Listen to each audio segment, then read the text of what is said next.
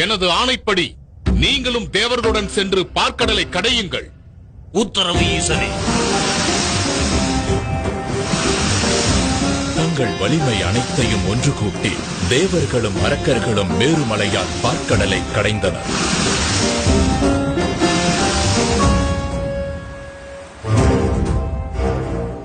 அதில் கிடைத்த அமிர்தத்தை அரக்கர்கள் மட்டுமே எடுத்துச் சென்றனர்.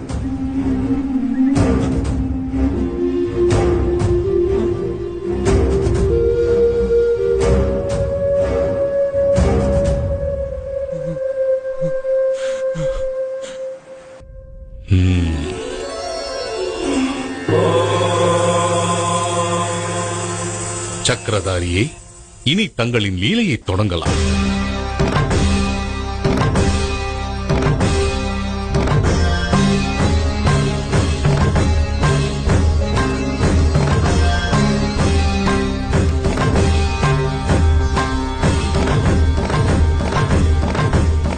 அரக்கர்களின் பலவீனத்தை புரிந்து கொண்ட விஷ்ணு அழகிய மோகினி அவதாரம் எடுத்தார்.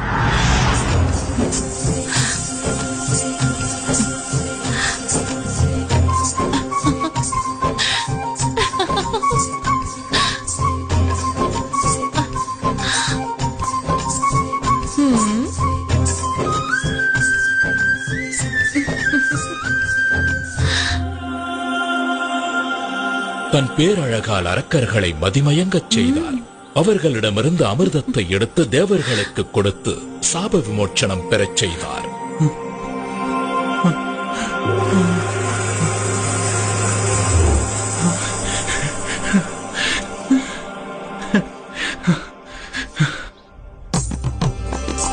அழகிய மோகினியின் வரவே ஒரு புதிய அவதாரத்தின் நோக்கம்தான் என்பதை உணர்ந்திருந்த சிவபெருமான் மோகினியை நேரில் கண்டார்.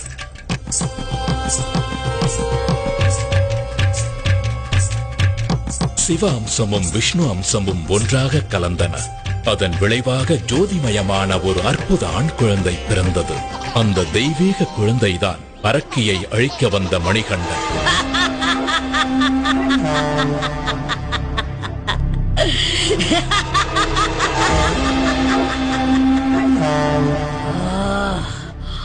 தேவர்களின் தந்திரத்தால் தன் இன மக்களுக்கு அமிர்தம் மறுக்கப்பட்டதையும் அது மொத்தமும் தேவர்களுக்கே போய் சேர்ந்ததை அறிந்து மேலும் உக்கிரமானாள். இதனால் மகிஷமுகி காட்டில் இருந்த முனிவர்களை